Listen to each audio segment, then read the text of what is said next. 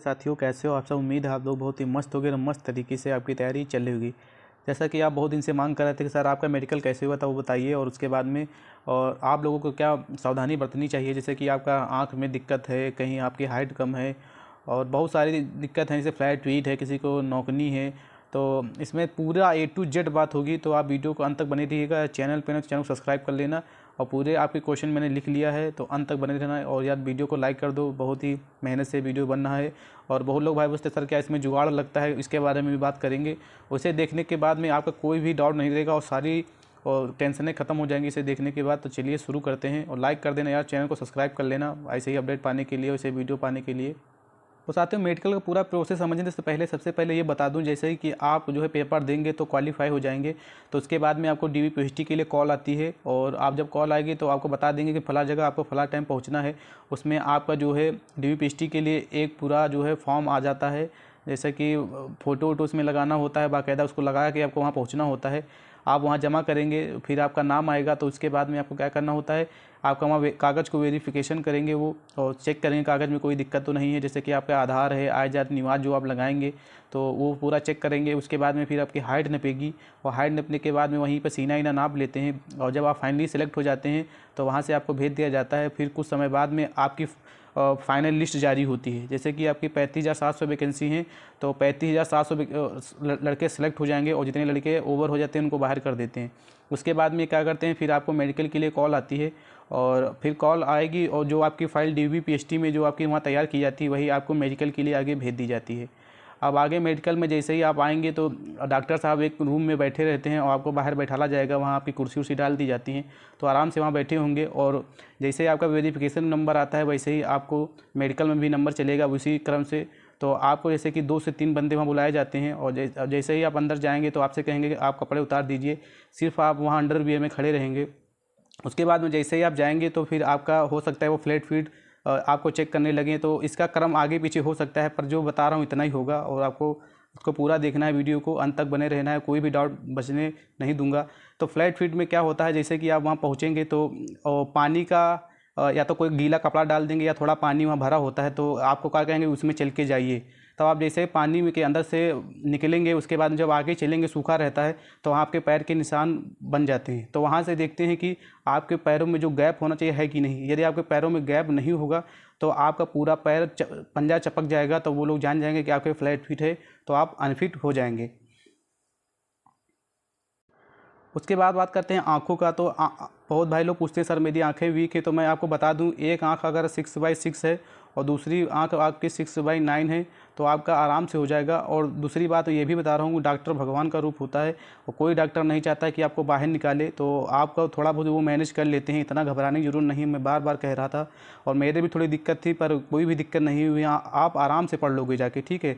अधिकतर लड़कों को सबसे नीचे लाइन पढ़ने में दिक्कत होती है, तो आपको इतना नहीं घबराना है। वहाँ पर जाना है, वो डॉक्टर बहुत ही अच्छे होते हैं और कभी नहीं चाहेंगे कि आपको बाहर वो करें।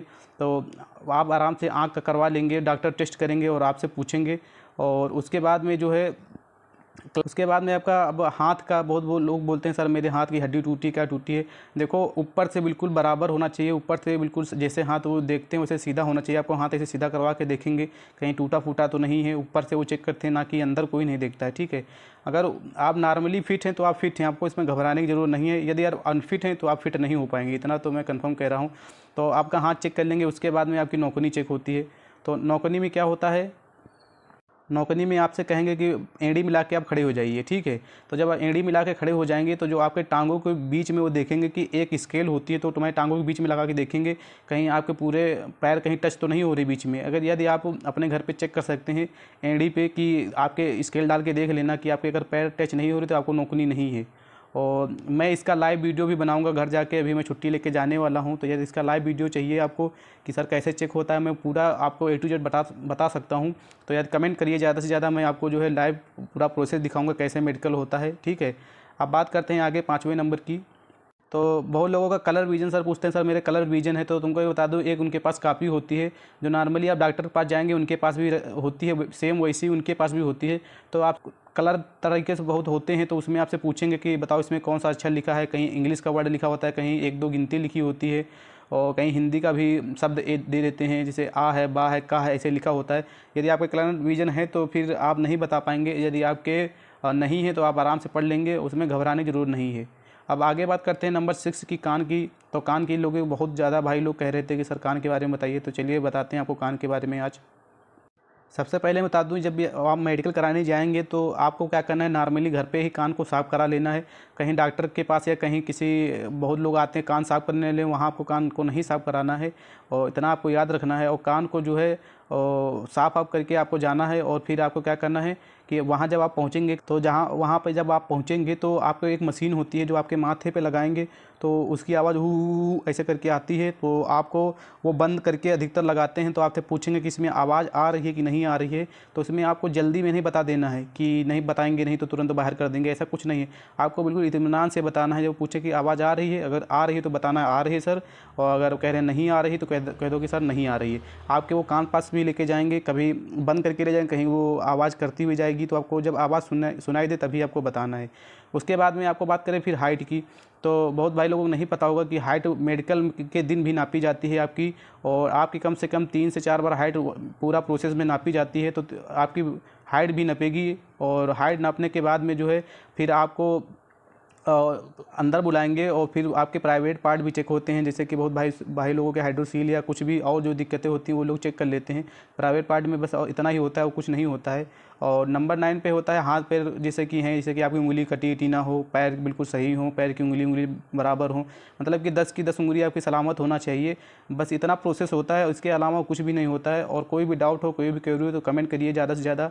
और वीडियो उम्मीद है आपको बहुत ही मस्त लगा होगा। और इतना याद रखना, यदि आप फिट हैं तो हैं, इसमें घबराने की कोई ज़रूरत नहीं है, और आप लगे रहिए। और आशा करते हैं कि आपको वीडियो बहुत ही पसंद आया होगा। मिलते हैं फिर नेक्स्ट वीडियो में, जब तक के लिए जय हिंद।